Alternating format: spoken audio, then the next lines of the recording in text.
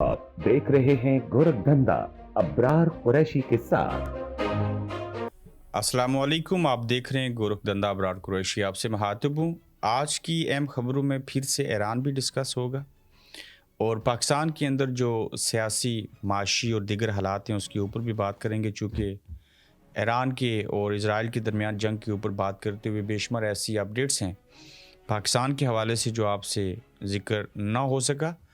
Iran डट गया, Israel जो है वो परेशान क्यों है, आगे हालात कैसे होंगे, इंग्लैंड का नया रिकॉर्ड कैसा, मखसूस नशिस्तों का जो केस था उसमें जजों का साफ और खुलेआम जो है वो इनकार, मंगल का दिन पाकिस्तान के अंदर जो कल है वो अहम क्यों है। सबसे पहले देखिए कि इजराइल ने हमला किया, ईरान ने जवाबी कार्रवाई की।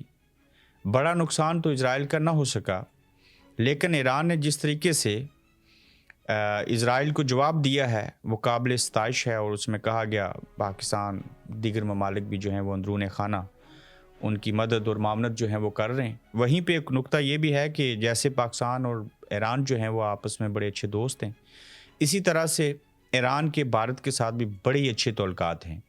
तो जब अच्छे तल्लक हों तो उन तल्लक को वजह बना के वहीं पे जो मुख्तलिफ ममालिक की जो इंटेलिजेंस होती हैं वो अपना काम बखूबी अंजाम दे रही होती हैं। और कहीं ऐसे भी है कि जो ईरान और भारत की दोस्ती थी उसके पेश नज़र जो इसराइल की मदद की गई, जिसके नतीजे में जो अहम क़यादत थी ईरान की उनको निशाना बनाया गया, बिल्कुल प्रॉपर तरीके से वहीं पे हिट किया गया जहाँ पे उनके आर्मी के चीफ और दीगर जो लोग थे साइंसदानों समेत वो वहाँ पे मौजूद थे। अब चूँकि भारत इसलिए ईरान के मुखालिफ जाएगा और इसराइल की सपोर्ट करेगा, उसमें एक बड़ी लॉजिक है, वो ये है दोनों का हदफ जो है वो ईरान के साथ साथ पाकिस्तान का इलाका, बलूचिस्तान और बिलखुसूस पाकिस्तान भी है। अब अगर इसराइल कुचल दे ईरान को, उसमें भारत को भी कामयाबी होगी, अमेरिका को भी होगी और इसराइल तो कामयाब होगा ही। अब उसका जो नुकसान है डेफिनेटली ईरान के साथ साथ पाकिस्तान को होगा, चूँकि समझ लें इनकी सरहदें जो हैं बिल्कुल एक साथ हैं। बलूचिस्तान की तरफ पेशकदमी करना और ईरान को हरा देना, और उससे पहले शाम की हालत देखिए, इराक की हालात देख लीजिए। तो ये बातें इस बात की गमाज़ी करती हैं कि ग्रेटर इज़राइल का जो मंसूबा था, जो प्रोजेक्ट था, उसकी जानिब पेशकदमी थी। मगर ईरान ने जो वापस मुकाबला किया, जो उन्होंने मिसाइल भी दागे, उन्होंने सैकड़ों बैलिस्टिक मिसाइल जो थे उनसे हमला किया। उनका जो दारुल हुकूमत है इज़राइल का तल अबीब, वहाँ पे हमले किए गए। लोगों को हमने जो है वो सुरंगों के अंदर छुपते हुए देखा, चीखते हुए देखा, बगैर कपड़ों के भागते हुए देखा, आहो पकार करते हुए देखा। यकीनन पहली बार इज़राइल को ये महसूस हुआ कि फ़लस्तीन को या ईरान को या किसी को भी मारें तो उसकी हालात और उसकी कीमत क्या होती है। फिर ईरान के अंदर बड़ा नुकसान हुआ, नो डाउट, उसके मुकाबले में इज़राइल का नुकसान कम हुआ। मगर ईरान ने ये जो हमला किया है, इसके जो नताइज हैं वो ये आए कि किसी हद तक यूनाइटेड नेशन हो, अमेरिका हो, इज़राइल बज़ाते खुद हो, उन्होंने ये फिर से बात करनी शुरू कर दी कि आइए, बैठिए, बात कीजिए, आगे बढ़िए।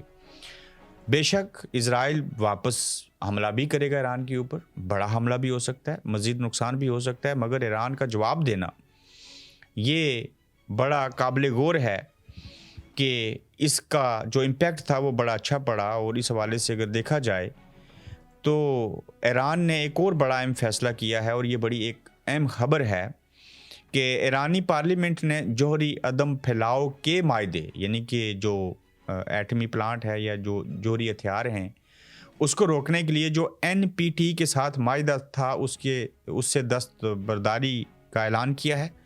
और उससे दस्तबरदार होने में जो वोट है वो दे दिया गया है, और वो किसी भी रूल्स एंड रेगुलेशन को फॉलो नहीं करेंगे। अब अगर यूनाइटेड नेशन का कानून देखें और पूरी दुनिया के अंदर ये चीज़ें जब जंगें होती हैं तो क्यों होती हैं, और उसके ऊपर इंटरनेशनल कोर्ट ऑफ जस्टिस या यूनाइटेड नेशन का नुक्ता नज़र क्या है, कानून क्या है। बाकी तो कानून कमज़ोर के लिए है ना, चाहे वो मुल्क हो चाहे आम इंसान हो। उसमें यह होता है कि अगर आपको बतौर इज़राइल एक मुल्क होते हुए ईरान से या किसी भी मुल्क से आपको ये लगे कि वो आपके ऊपर हमला कर देगा और आपको ख़तरा है और उसके एविडेंस हैं, तो आप उसके ऊपर 7 डेज़ के अंदर हमला कर सकते हैं। मगर उससे पहले आपको यूनाइटेड नेशन को एविडेंस के साथ इन्फॉर्म करना होता है। अब जब इज़राइल खुद हो, यूनाइटेड नेशन भी उनका हो, تو پھر تو آپ کسی کو انفارم نہیں کریں گے نا، مدعی بھی آپ ہیں، منصف بھی آپ ہیں. تو لہٰذا انہوں نے انٹرنیشنل رولز جو تھے اس کو وائلیٹ کیا. اسرائیل ایران کے اوپر حملہ کرے تو ٹھیک، لیکن ایران ان کے اوپر حملہ کرے تو امریکہ کہے کہ ہم دفاع کریں گے. تو یہ دوہرا معیار ہے، اور یہ جنگ جو ہے وہ عیسائی ہوں، یہودی ہوں، دوسری جانب جو ہے وہ مسلمان ہوں، ان کے خلاف ہے. یہاں کسی مسلک کی بات نہیں ہو رہی.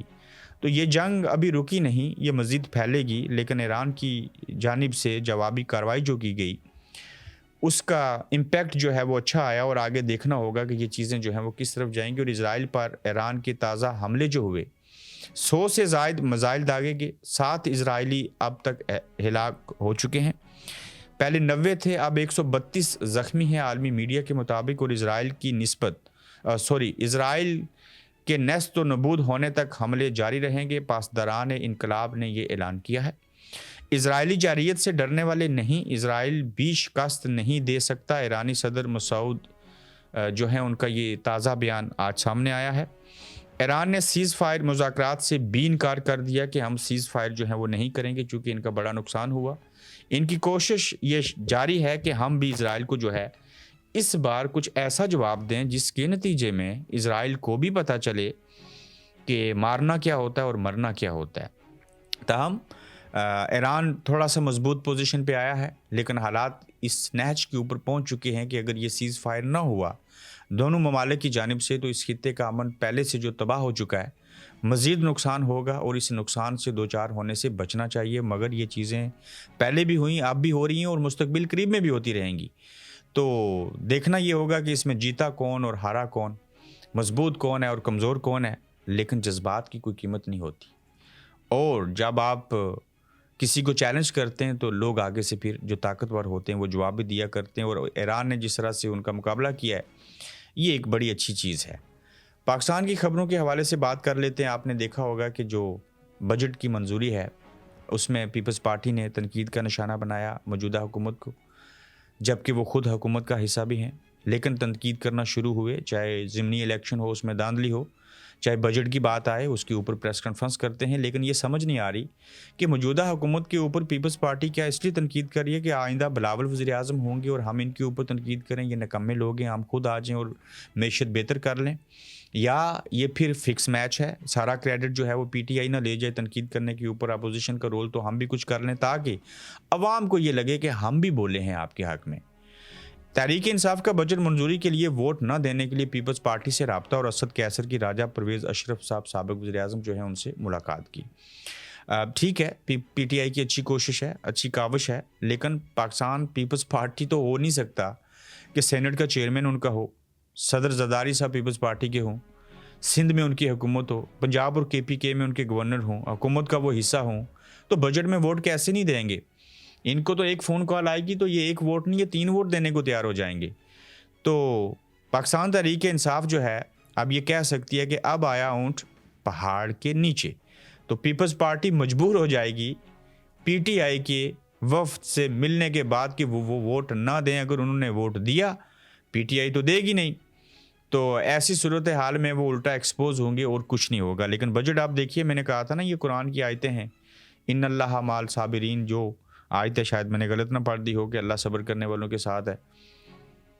اور اس میں تو باقی تو عام بندے کے لیے کچھ نہیں ہے. ٹیکس بڑھا دیا آپ نے، اپنے جو ممبر آف پارلیمنٹ تھے یعنی کہ member national assembly MPs اور سینٹ کے ممبران، ان کی آپ نے کتنے 1000% یا 500% جو ہیں وہ تنخواہیں بڑھا دی ہیں.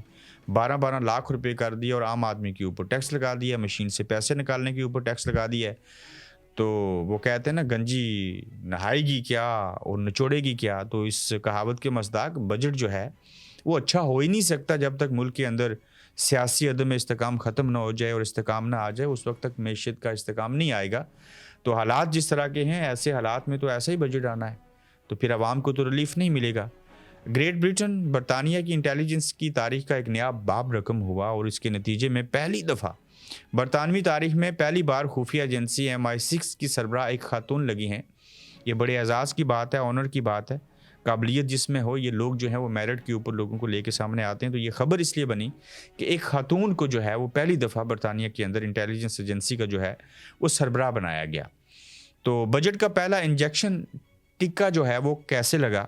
یہ ٹیکا ایسے لگا کہ سب پاکستانیوں کو بہت بہت مبارک ہو. ابھی بجٹ پاس نہیں ہوا تو پیٹرول 5 روپے اور ڈیزل 8 روپے فی لیٹر مہنگا ہو گیا. بجٹ پاس کر کے مہنگا کرنا تھا, اعلان کرنا تھا, ابھی پاس نہیں ہوا تو اس سے قبل 5 روپے اور 8 روپے فی لیٹر ڈیزل اگر مہنگا ہوا ہے تو آپ دیکھ لیجئے ہر کھانے پینے کی جو اشیاء ہیں وہ ڈیفینیٹلی مہنگی ہو جائیں گی. اور مہنگی ہونے کی صورت میں پھر کیا ہوگا؟ عام آدمی کے اوپر اثر پڑے گا. ابھی تو 22 روپے فی لیٹر لیوی جو ہے وہ بھی بڑھنی ہے. عمران خان نے درست کہا تھا کہ میں تو برداشت کر لوں گا لیکن لوگ برداشت نہیں کر سکیں گے. یہ بجٹ کا پہلا نتیجہ ہے کیونکہ انہوں نے قرضے واپس دینے ہیں.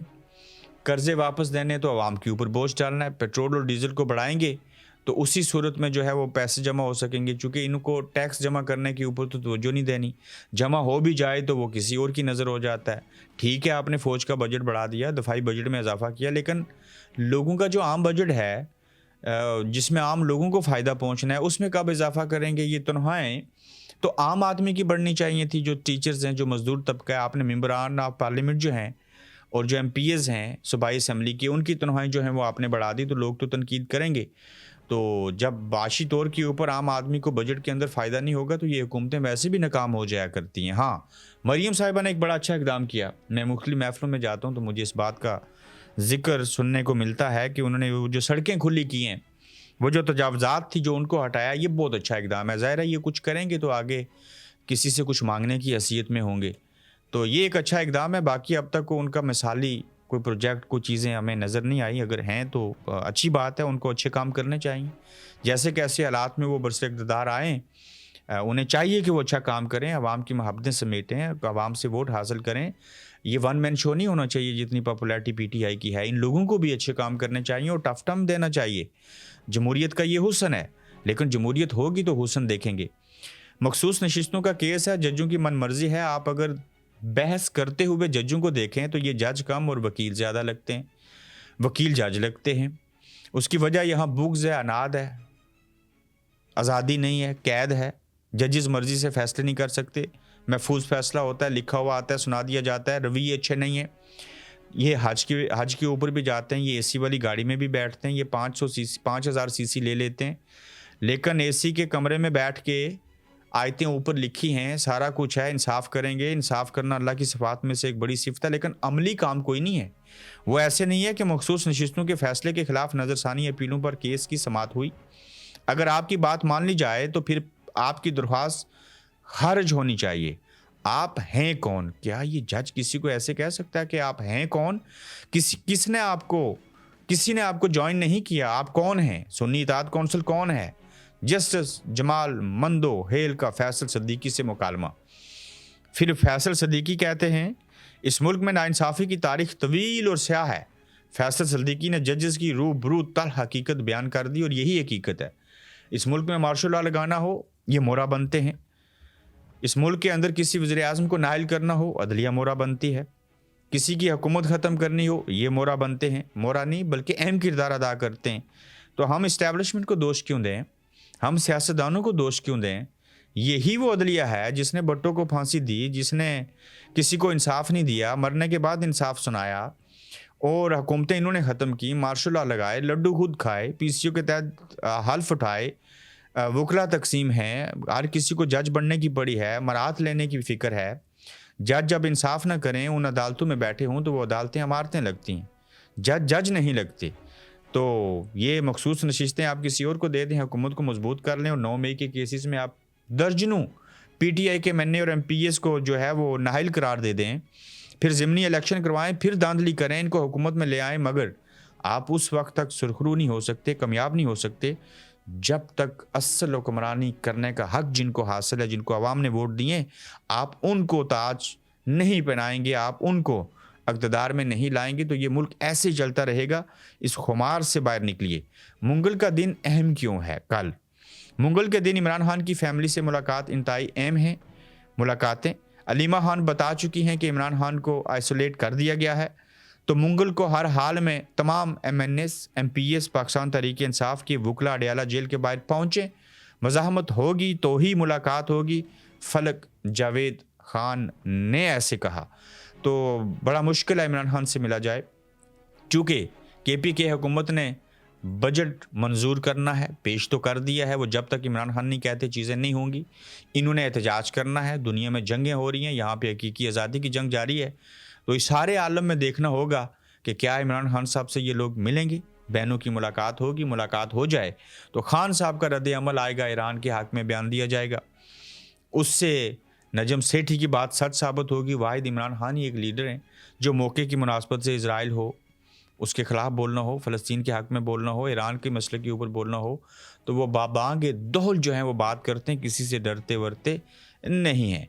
अपना ख्याल रखिएगा, अपना फीडबैक दीजिएगा, तो जल्द आपसे फिर मुलाकात होगी। आप देख रहे हैं गोरखधंधा अब्रार कुरैशी के साथ।